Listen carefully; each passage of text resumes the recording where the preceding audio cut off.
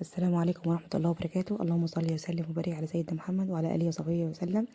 السلام عليكم يا حبايبي. احنا بعد ما قطعنا التقطيعات بتاعتنا وكلها بالشكل اللي انتوا شايفينه ده، لازم نظبط شغلنا على طول عشان هنبدأ مع بعض. بصوا بسم الله ما شاء الله، دي التقطيعات بتاعتنا عشان نطلعها على الوصفة على طول. معايا وصفة تركيبة لثلاث وصفات: الكفتة والبانيه وشوش طاووق. وهي عبارة عن ايه؟ 2 معلقة بهارات فراخ، معلقة صغيرة بصل بودر، معايا معلقة توم بودر، معلقة صغيرة حبهان بودر، ومعلقة روز ماري بودر.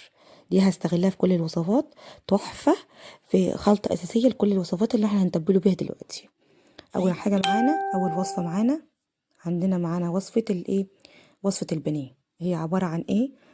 هنجيب بصلة كبيرة، هجيب الكبة الأول، هحط فيها فلفل ألوان قرن من كل لون، وبصلة كبيرة، وهحط 5 فصوص توم، واحط معلقه كبيره ملح ومعلقه صغيره فلفل اسمر، وهبدا ان انا اضربه في الخلاط في الكبه. وهبقى ابدا اجهز معايا واحط عليها كوبايه ميه، وهبدا اضربها في الكبه، وهضربها ضرب مبرح في الكبه. وحطيت عليها معلقه بابريكا، عشان ايه؟ لونها يبقى احمر شويه، لان فلفل الالوان اللون الاحمر ما كانش، كان الالوان الاخضر اكتر من اللون الاحمر. ودلوقتي يا حبايبي هبدأ مع بعض، هجهز بقى خلطة الايه، البانيه. هضربها تاني معاكم اهو.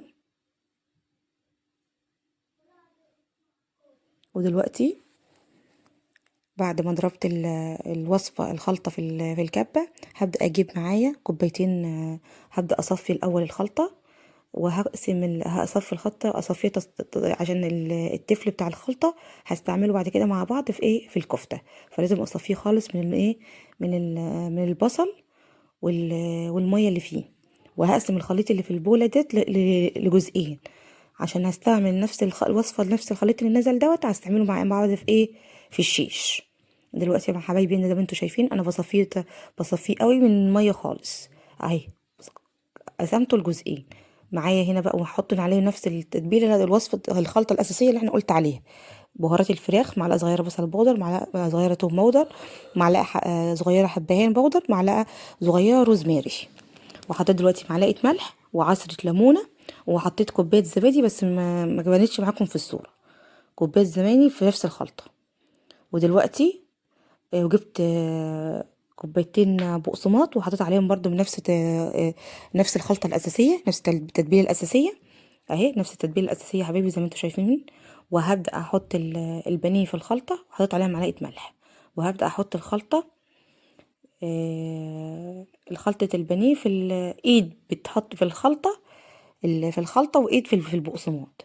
الايد في خلطه وايد في البقسماط، ايد التانية، كل ايد ليها استعمال. والايد التانية اهي بالبقسماط. بسم الله ما شاء الله زي ما انتم شايفين حبايبي، التتبيله والبقسماط بيمسك في البانيه. تحمروها هتطلع لونها ذهبي، مش هتفك منكم، وجربوها. بسم الله ما شاء الله اهي، اللهم بارك. اهي البانيه في بوله، وال وهطلع بايد من البانيه، والايد التانية هعمل بيها البقسماط زي ما انتم شايفين حبايبي كده. والخلطه بسم الله ما شاء الله اهي، مسكت في البانيه، اللهم بارك.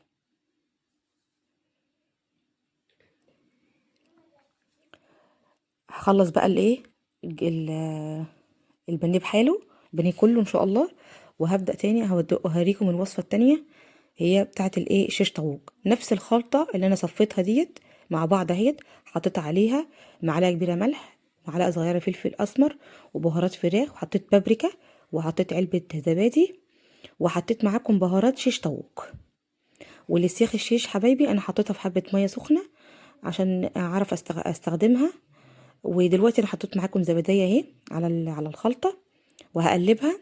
وهنقع قطعت صدر، دي حوالي 750 جرام صدر فرخه. طبعا بسم الله ما شاء الله الفراخ بتاعتي وزنها كبير، فالصدر عامل كميه. بسيب الخلطه كلها ديت، بحطها بقى على الخلطه، واحطها في التلاجة من حوالي من ربع ساعه نص ساعه. وهرجع بعد كده هعمل معاكم الكفته، عبال ما تطلع، عبال ما تكون ايه، شربت من التتبيله شويه الايه، الشيش. اهي دلوقتي بص حبايبي، هقلب التتبيله قدامكم اهو. وبعد كده هحط الايه صدور الفراخ انا مقطعاها مكعبات، صدر الفرخه انا مقطعاها مكعبات. هبدأ انزل قطع الفراخ مقطعاها لاجزاء مربعه واحطها في الخليط، وبعدين هحطها في التلاجة لمدة نص ساعة.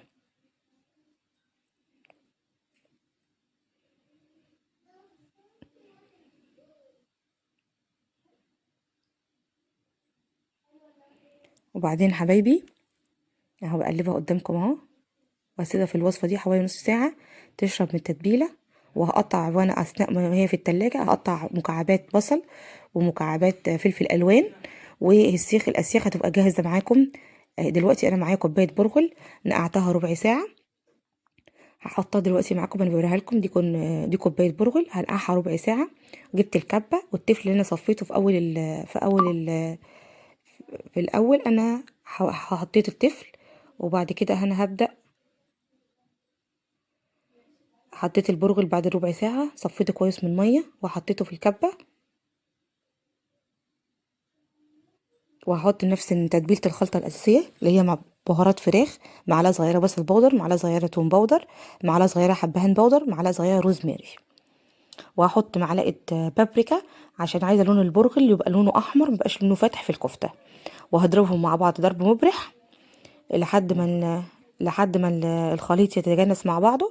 وبعد ما الخليط يتجانس مع بعضه حبايبي هبدأ مع بعض ان احنا اقطع مكعبات. هجيب صدر فرخه برضه عباره عن 650 جرام او 700 جرام. هبدأ اقطعه مكعبات صغيره عشان ايه يبقى خفيف على الكبه. و جبت القطاعه وقطعت صدر الفرخه مكعبات صغيره، وهقطعها زي ما انتم شايفين كده، حطيتها في البوله. وهبدأ دلوقتي احطها في الايه بعد ما ضربت الخلطه اتاكد الاول ان يبقى لونها احمر عشان لما احط الخلطه آه تبقى لونها متجانس معاك.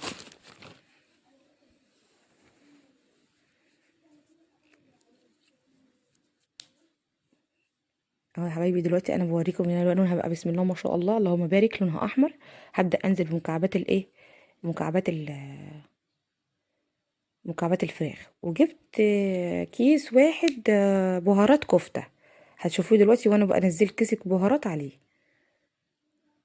مش عارفة ان شاء الله يبقى واضح معاكم في الصورة ان وانا بنزل بايه بشيش ببهارات الكفتة. دلوقتي بسم الله ما شاء الله اهو الحمد لله النوبان. هبدأ دلوقتي بقى اخلطها بالكبة يتجانس كل الخليط مع بعضه. ودلوقتي هبدأ معاكم ان انا ايه وحطيت عود خضره بس ما بانش معاكم هنا برضو في الصوره حبايبي. جبت عود خضره وقطعته وحطيته عليها. وهبدأ دلوقتي اجيب بوله وافضي الخليط من الكبه في البوله وابدأ اصبعها معاكم. وهتشوفوا شكلها دلوقتي بسم الله ما شاء الله اهي الخلطه متجانسه مع بعضيها. هبدأ اصبعها اهي، وعود الخضره باين الحمد لله في الخلطه. وهي قدامكم اهي الطبق بسم الله ما شاء الله اللهم بارك يكفي من 4 ل5 افراد. دلوقتي بقى هنرجعوا ايه نشوفوا الايه الشيش طاووق اللي في التلاجة اللي احنا سيبته نص ساعة عشان يشرب من ايه من التتبيلة. اهو يا ولاد جبت السيخ بنات وجبت بصلة وفلفل احمر وهجيب فلفل اصفر. وهبدأ واحط بقى قطعة فراخ وهكذا يا حبايبي. احط قطعة بصلة، قطعة فلفل، وبعدين احط قطعة فراخ وهكذا. انا ولادي ما بيحبوش الطماطم في الشيش وما بيحبوش الخضار الكتير، يعني بيحبوا اللحم اكتر. فهتلاقوني انا مزوده القطع الفراخ اكتر من ايه من الخضار الفلفل والالوان والايه والبصل. ولادي بيحبوا اللحم اكتر.